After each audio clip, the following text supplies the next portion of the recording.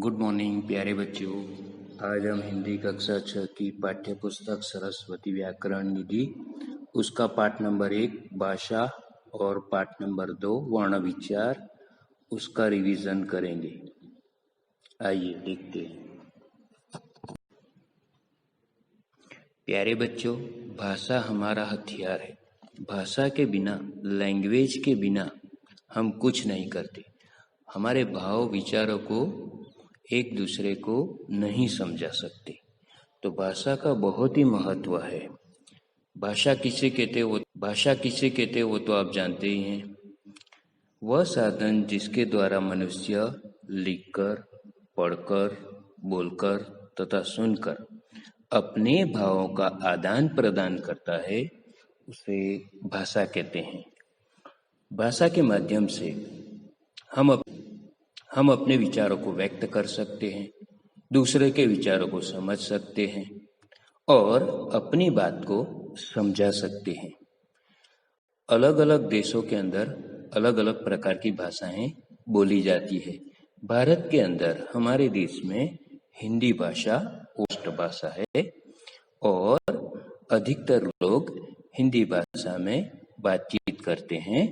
और ये भाषा ऐसी है कि पूरे देश के अलग अलग राज्यों के लोगों को भाषा संबंध से जोड़ती है। हमारे भारत के अंदर भारतीय भाषाओं को मान्यता प्रदान की गई है। उसमें हिंदी, पंजाबी, उर्दू, डोंगरी, कश्मीरी, केरल, असमी, उड़िया, गुजराती, तेलुगु, तमिल और आदि भी बहुत सारी भाषाओं को उसमें मान्यता प्रदान की गई है। 1949 से हिंदी को भारत संघ की राजभाषा के रूप में मान्यता प्रदान की गई और प्रति वर्ष 14 सितंबर को हिंदी दिवस के रूप में हम उसे मनाते हैं। इस तरह से हम जान सकते हैं और हम पढ़ भी चुके हैं। तो आइए अब पाठ नंबर 1 भाषा जो है उसकी हम एक्सरसाइज देखते हैं। ठीक है, उसका पुनरावर्तन करते हैं, रिवीजन करेंगे। उत्तर पर सही विकल्प पसंद कीजिए, छांटिए। प्रश्न 1, भाषा द्वारा हम अपने भावों का आदान प्रदान कैसे करते हैं? तो उसका आंसर सभी। नंबर 2, माँ तथा परिवार के अन्य सदस्यों द्वारा बोली जाने वाली जिस भाषा से बच्चे का सबसे पहले परिचय होता है उसे क्या कहते हैं?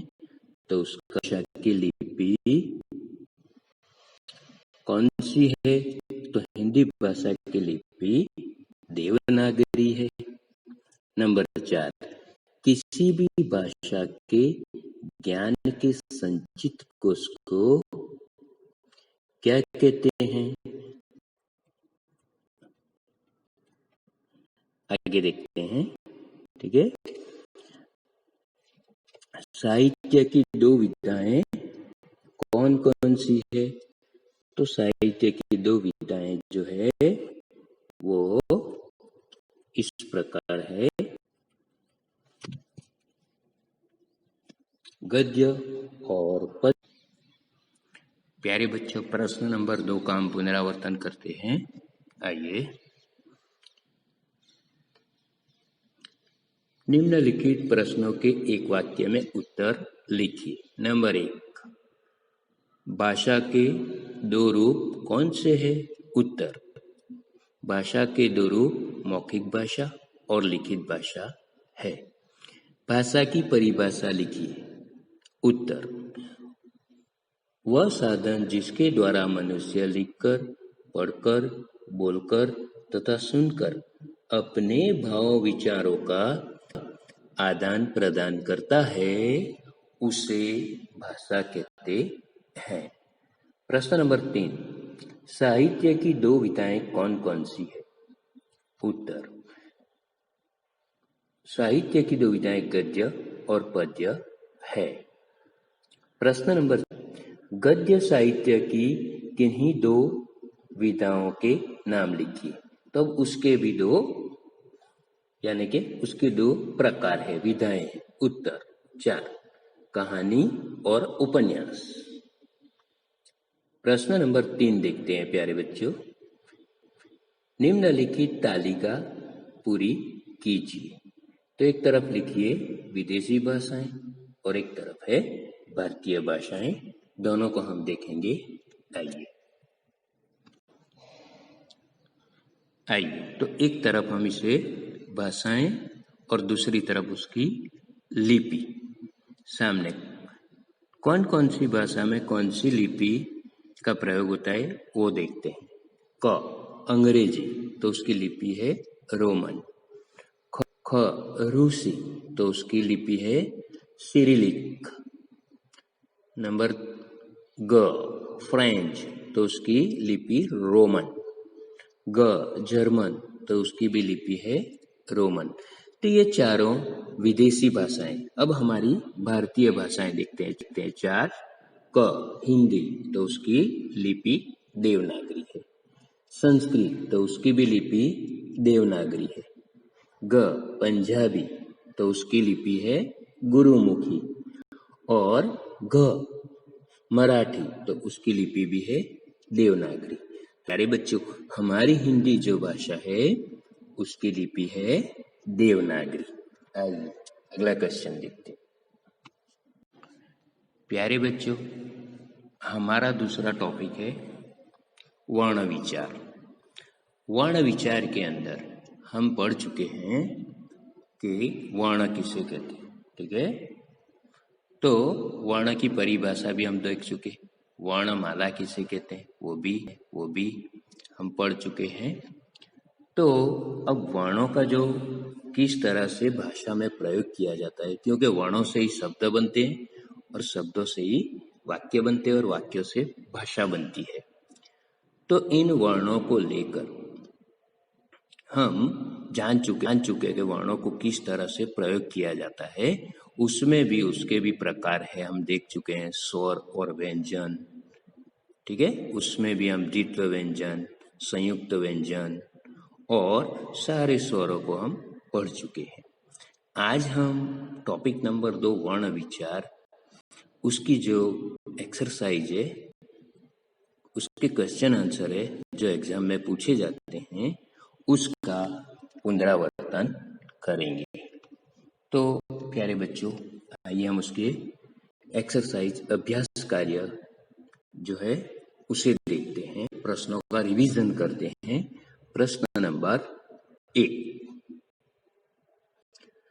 निम्नलिखित प्रश्नों के लिए उत्तर पर सही विकल्प छांटिए। नंबर 1, हिंदी वर्णमाला में कितने स्वर होते हैं? उत्तर है 11। ग। प्रश्न नंबर 2, कुल कितने व्यंजन होते हैं? तो हिंदी में कुल 33 व्यंजन है। रु वर्ण, क्वेश्चन नंबर 3, रु वर्ण क्या है? तो उसका आंसर है ख, स्वर।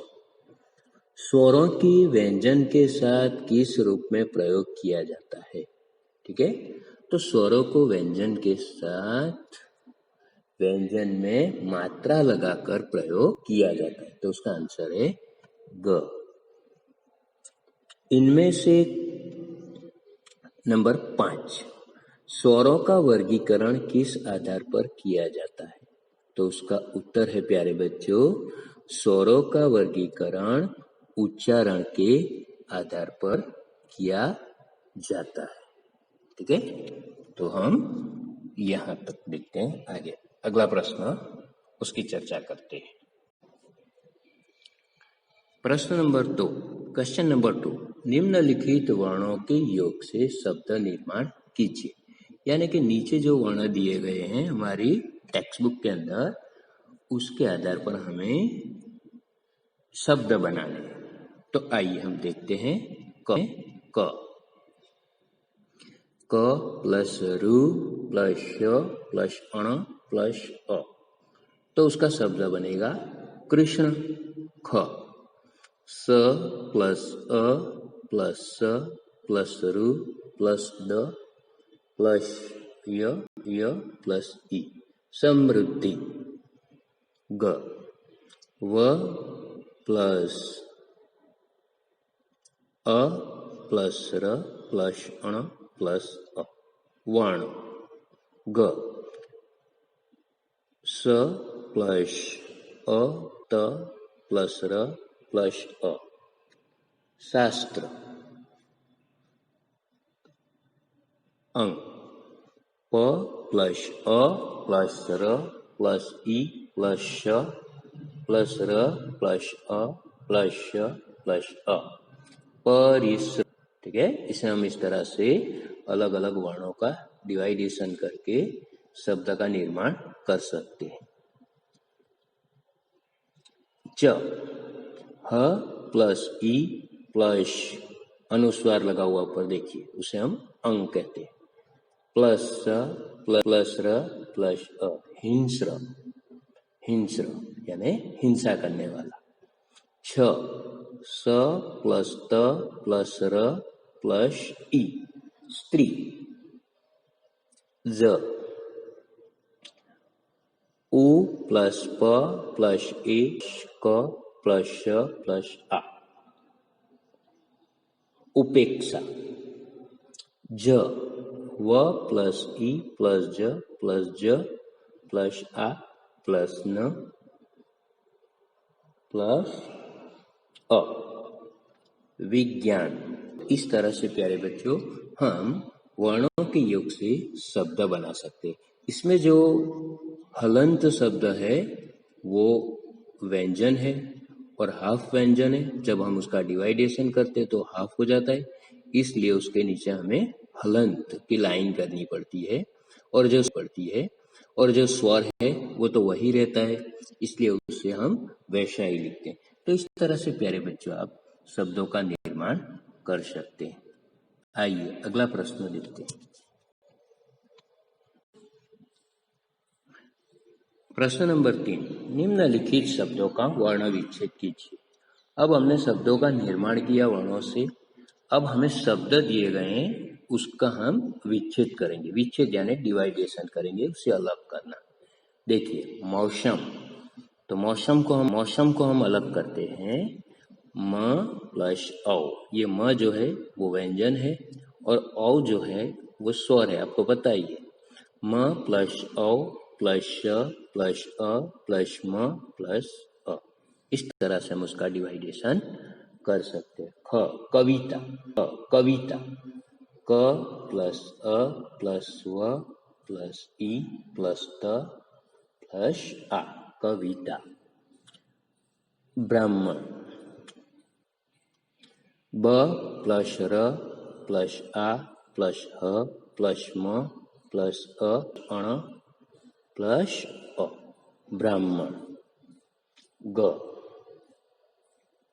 रक्त र प्लस अ प्लस क प्लस त प्लस अ, रक्त। रक्त यानी खून, हमारा ब्लड। नेक्स्ट ड म प्लस आ प्लस त प्लस रु प्लस ब प्लस उ प्लस म प्लस ई, मातृभूमि। आनंद आ प्लस न प्लस अ प्लस न प्लस द प्लस अ, आनंद। छ बंदर, उसका डिवाइडेशन करते हैं। ब प्लस अ प्लस न प्लस द प्लस अ प्लस र प्लस अ, बंदर। ज ज्योत्स्ना, ज प्लस य प्लस ओ प्लस द प्लस श प्लस न प्लस आ, ज्योत्स्ना। ज उज्ज्वल, उ प्लस ज, दो ज यहाँ पे देखिए।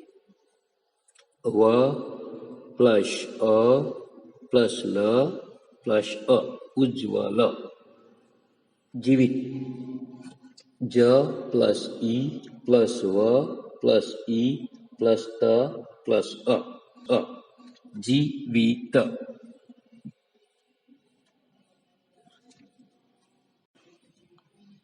अब प्यारे बच्चों प्रश्न नंबर 4 का रिवीजन करते हैं हम। प्रश्न नंबर 4, निम्नलिखित उदाहरण अनुसार शब्दों का संकलन कीजिए जिनमें रू की मात्रा का प्रयोग हो। तो यहाँ पे हमें उदाहरण दिया गया है आपकी टेक्स्ट बुक में, उसके आधार पर रू जो मात्रा है उसका प्रयोग करके शब्द बनाने हैं। ठीक है, तो हम बनाते, देखिए, क तृप्त, ख वृक्ष। ठीक है, इस तरह से हम रू की मात्रा लगा के शब्द बना सकते। ग गृह, ग युग, अंग पितृ, च मातृ, छ नृप, नृप यानी राजा, ज पृथ्वी, ज कृति प्रकृति। तो इस तरह से हम रू का उपयोग करके बहुत से शब्द बना सकते हैं। प्रश्न नंबर 5, रिक्त स्थानों की पूर्ति कीजिए। नंबर 1, हिंदी वर्णमाला में डैश वर्ण है। तो हिंदी वर्णमाला में 44 वर्ण है। ठीक है, कितने? 44। नंबर 2, वर्ण 2 प्रकार के होते हैं, डैश। तो वर्ण 2 प्रकार के, स्वर और व्यंजन, स्वर और व्यंजन। तो प्यारे बच्चों, इस तरह से हम पुनरावर्तन कर सकते हैं।